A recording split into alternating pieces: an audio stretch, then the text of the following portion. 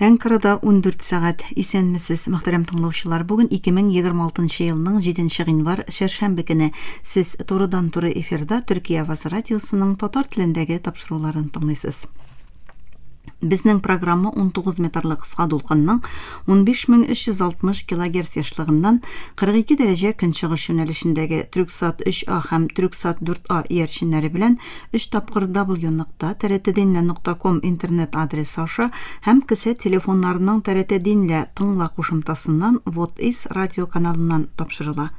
Тапшыруыбызның бүгенге чыгарылышында соңгы хәбәрләрдән соң Төркиянең милли спортчылары язмасын тәкъдим итәрбез.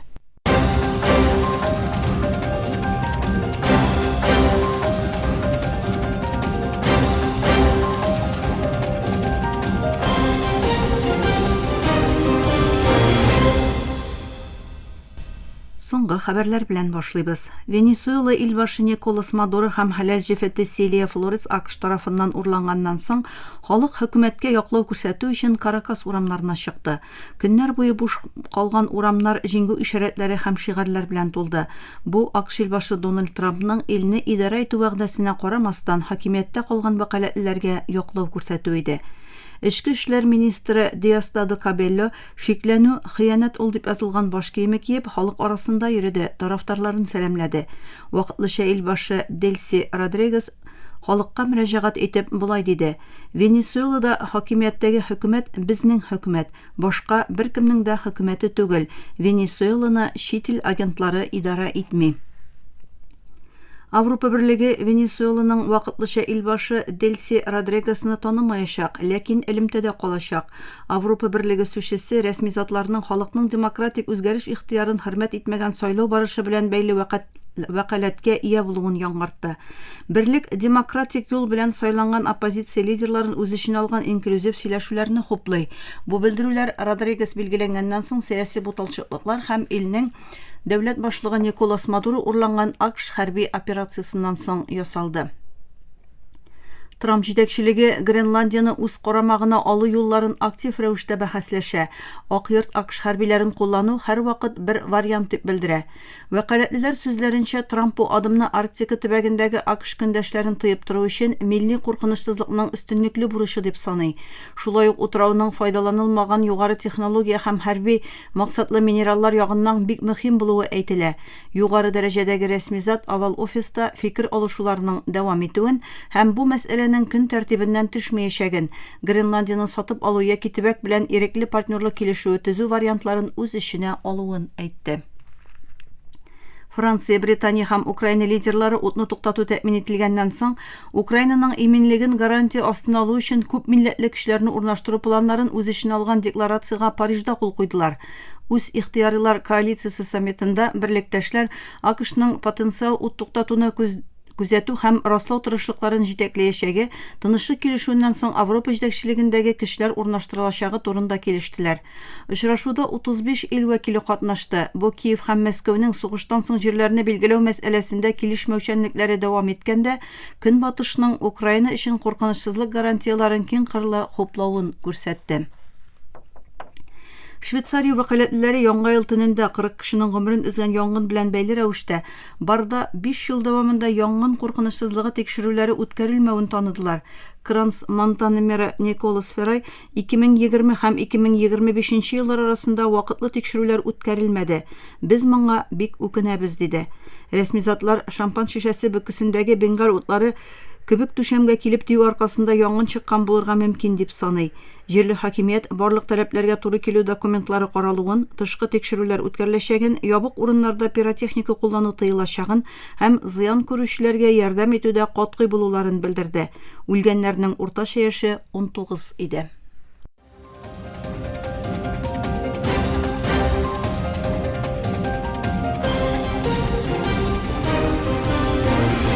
Төркия авазы дулкыннарында соңгы хәбәрләр тыңлыйсыз. Индонезияның көнчыгыш провинциясы Төньяк Сулавесидағы соңғы су басу фәлакәтендә һәлак булучылар саны 16-га җиткән. Рәсми затлар 3 кешенең һаманда югалган булуын белдерә. Индонезияның Милли афәтләрне киметү агентлыгы сишәмбе көнне ясаган белдерүендә, дүшәмбе көнне Сеау Тагуланган Биару утраулары төбәгендә күзәтелгән су басу нәтиҗәсендә ким дигәндә 22 кешенең яралануын һәм 682 кешенең төбәктән күченергә мәҗбүр булуын җиткерде. Агентлык белдергәнчә, рәсми затлар дүшәмбе көненнән башлап 14 көнлек гадәттән тыш хәл игълан иткән һәм җирле идарәләргә персонал, җиһаз һәм гуманитар ярдәмне мобилизацияләүдә кергән махсус чаралар күрү вәкаләте биргән. Көчле явым-төшемнәрдән соң утрау төбәгенең төрле урыннарын су баскан, бу исә йортларга, инфраструктурага һәм җәмәгать корылмаларына зыян китергән. Агентлык эзләү-коткару төркемнәренең югалган 3 кешене табу өчен эшчәнлекләрен дәвам итүен белдерде. Индонезиядә көчле явым-төшемнәр һәм җир катламының тотрыксызлыгы сәбәпле яңгыр сезонында еш кына су басу һәм җир шуышулар күзәтелә. Индонезияның Суматра утравында ноябрь ахырыннан бирле дәвам иткән су басулар нәтиҗәсендә ким дигәндә 1178 кеше һәлак булган, 148 кеше исә һаманда югалган булып санала. Сүрия хөкүмәте Халеп халыкара аэропортына килүче һәм китүче очышларны ЯПГ террорчы оешмасы җитәкчелегендәге Сүрия демократик көчләре ясаган һөҗүмнәр аркасында вакытлыча туктатты. Бу хакта хөкүмәт чыганаклары хәбәр итте. Гражданнар авиациясе баш идарәсе белдергәнчә, юлчылар, очыш экипажлары һәм аэропорт эшләре иминлеген тәэмин итү максатыннан очышлар хәзерге вакыттан башлап 24 сәгать буенча туктатылды. Өстәвенә туктатылган чорда барлык планлаштырылган очышларны техник һәм иминлек бәяләүләр тәмамланганчы Димәшик халыкара аэропортыннан юнәлтәчәкләр. Авиация идарәсе бу карарны кисәтү максатыннан һәм вакытлыча дип атады һәм үзгәрешләр булса өстәмә мәгълүмат биреләчәген белдерде. Юлчыларга очышлар турында яңартылган мәгълүмат өчен авиакомпанияларына мөрәҗәгать итәргә киңәш бирелде. Бу карар Халепта сишәмбе көнне иртән булган һөҗүмнәр артыннан бирелде. Сүрия вәкаләтләре аны ЯПГ террорчы төркеме җитәкчелегендәге СДФ-га бәйли. Рәсми белдерүләргә караганда, һөҗүмдә бер Сүрия гаскәри һәм бер баланы да кертеп 4 кеше үлде, берничә кеше яраланды. Иран Югары хөкүменең медиа оешмасы Мизан шәршәмбе көнне хәбәр иткәнчә, Израиль өчен шымчылык итүдә гаепле бер кеше үлем җәзасына тартылды. Аның исеменең Али Ардестани булуы әйтелде. Израиль белән дистәләрчә еллар дәвам итүче яшерен сугыш хәлендә булган Иран Израиль күзләү хезмәте белән бәйләнештә булуда һәм Иран эчендәге операцияларны үткәрүгә ярдәм итүдә гаепләнгән шактый кешене үлем җәзасына тартты. Мизан агентлыгы Али Ардестанига Иранның мөһим мәгълүматларын Моссад күзләү хезмәтенә тапшыру һәм шымчылык итүдә гаепләнеп чыгарылган үлем җәзасы югары мәхкәмә раславыннан һәм хокукый процедуралардан соң үтәлә дип белдерде. Озак еллар дошман булган ике ил арасындагы киеренкелекнең артуы белән бергә Израиль өчен шымчылык итүдә гаепләнгән иранлыларны үтерү дә артты. Еллар буе дәвам иткән яшерен һөҗүмнәр, кибер операциялар һәм вәкаләт сугышларыннан соң ике ил арасындагы үзара операциялар узган июнь аенда АКШ ярдәме белән Израильнең Иран атом төш объектларына һөҗүм итүе нәтиҗәсендә турыдан-туры бәрелешкә әверелде. Иран рәсмиләре шул вакыттан бирле шымчылык эшләрен туктату һәм региональ киеренкелек барышында милли иминлекне ныгыту максатыннан Моссад белән хезмәттәшлектә гаепләнгән кешеләрне кулга алу һәм үлем җәзасына тартуны көчәйтте. Мөхтәрәм тыңлаучылар, сез Төркия авазы дулкыннарында соңгы хәбәрләр белән таныштыгыз.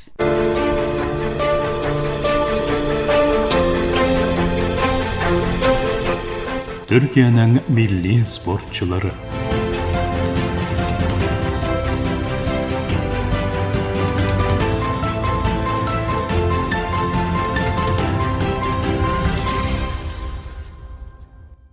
Мөхтәрәм тыңлаучылар, Төркиянең милли спортчыларына багышланган таушы тизмәбезнең бүгенге беренче бүлегендә төрек футболының легендар исеме Джан Барту турында сүз барачак.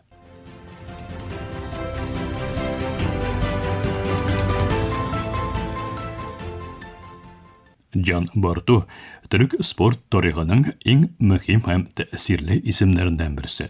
Һәм футбол һәм дә баскетбол өлкәсендә халыкара дәрәҗәдә уңышка ирешкән сирәк спортчылардан берсе булган Барту, бирәк тә футбол карьерасы белән төрек футболының дөнья аренасындагы беренче зур вәкилләрдән берсе булды. Аның уңышлары төрек спортына яңа офыклар ачты һәм аннан соңгы буыннарга илһам чыганагы булды.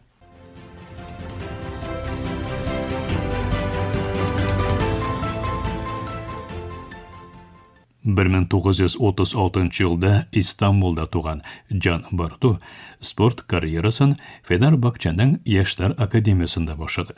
Яшь чагында гаҗәеп сәләте һәм ныклыгы белән тиз арада игътибарны җәлеп иткән Барту 1950 еллар уртасында Фенербахче А командасына күтәрелде. Һөҗүмче позициясында уйнап, Барту техник усталыгы, тизлеге, дриблинги һәм гаҗәеп гол кертү сәләте аркасында тиз арада команданың алыштыргысыз уенчыларының берсенә әйләнде. Фенербахче формасы белән уйнаган матчларда керткән голлары һәм күрсәткән тәэсирле уены белән ул клуб җанатарларының гына түгел, бөтен Төркия футбол җәмгыятының, хәтта көндәш командалар җанатарларының да соклануын яулады. Ул вакытта ул Төркия футболының иң якты йолдызларының берсе дип саналайды. Сары һәм күк зәңгәр су форма киюе белән бик горурланган Барту Кадукөйдәге җанатарларының йөрәген яулаган иде. Жан Бартуның карьерасындагы иң мөһим һәм яңа чор ачып җибәргән бурылыш ноктасы 1950 еллар ахырында Италияга күчүе белән булды. Ул вакытта аңа дөньядагы иң көчле һәм абруйлы лигаларның берсе булган А сериясында уйнау мөмкинлеге туды. Башта Фиорентинага, аннары Лациога кушылды. Италия футболының физик яктан авыр булуына һәм аның катлаулы тактик авырлыкларына карамастан Барту биредә дә сәләтен һәм характерын испатлый алды. Италиядә уйнаган беренче төрек футболчыларының берсе булу хөрмәтенә ия булган Барту бу тарихи казанышы белән төрек футболының Европада танылуына һәм хөрмәт ителүенә зур өлеш кертте. Аның А сериясындагы тәҗрибәсе үзе өчен дә, Төркия футболы өчен дә зур абруй чыганагы булды. Һәм ул чит илләрдә уйнаучы төрек футболчылары өчен ишекләр ачты.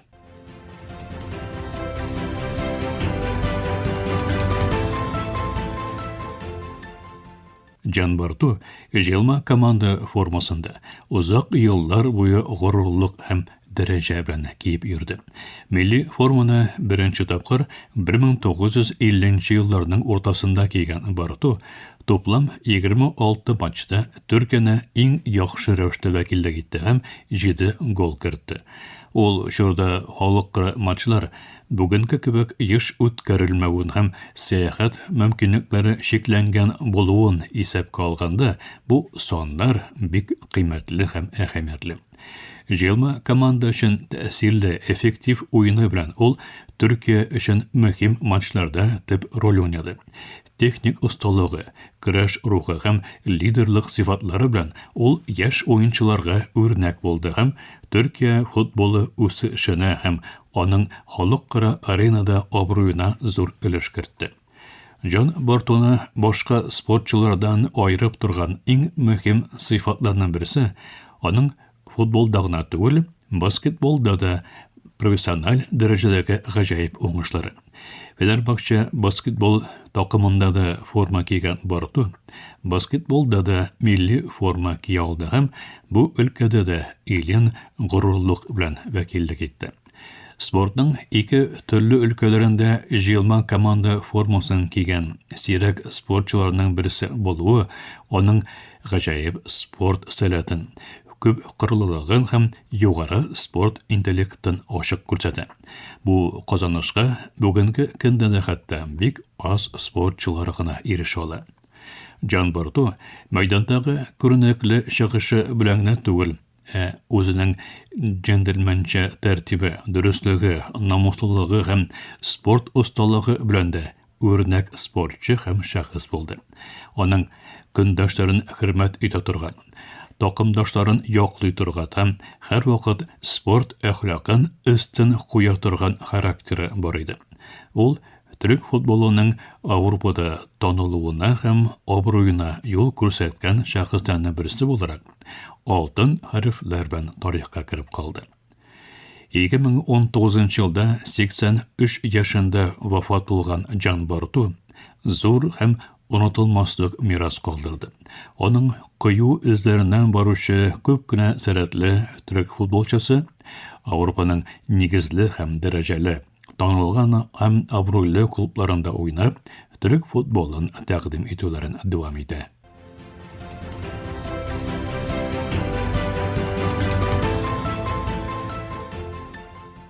Джан Барту Төрек спорт тарихының иң мөһим һәм хөрмәткә лаек затларынан берсе. Футбол һәм баскетбол карьерасы дәвамында ул күп кырлы һәм таныклы сәләтле спортчы булуның иң яхшы үрнәге булды. Италиядә уйнаган беренче буын төрек футболчыларының берсе буларак, ул киләсе буыннар өчен зур илһам чыганагы булды һәм халыкара аренада төрек футболының танытылуына һәм кабул ителүенә зур өлеш кертте. Джан Бартуның исеме төрек спортының алтын сәхифәләрендә һәрвакыт хөрмәт, сөю һәм рәхмәт белән искә алыначак. Аның мирасы Төркия спортында яшәвен һәм илһамландыруын дәвам итәчәк.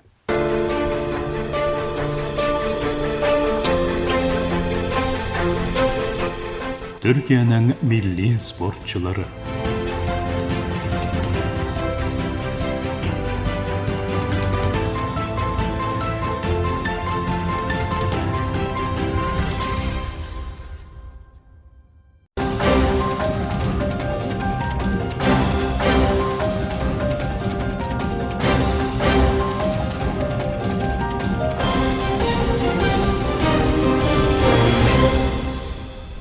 Мөхтәрәм тыңлаучылар, Төркия Аваз радиосының татар телендәге тапшырулары шушының белән ахырына якынлашты. Безнең программа һәр көн Төркия һәм Казан вакыты белән көндезге сәгать 2дә 19 метрлы кыска дулкынның 15360 кГц яшлыгыннан Төрксат 3А һәм Төрксат 4А иярченнәре белән 3 тапкыр www.trtdinla.com интернет адресы аша һәм кесә телефоннарының TRT Dinla тыңла кушымтасыннан Вот из радио каналыннан тапшырыла.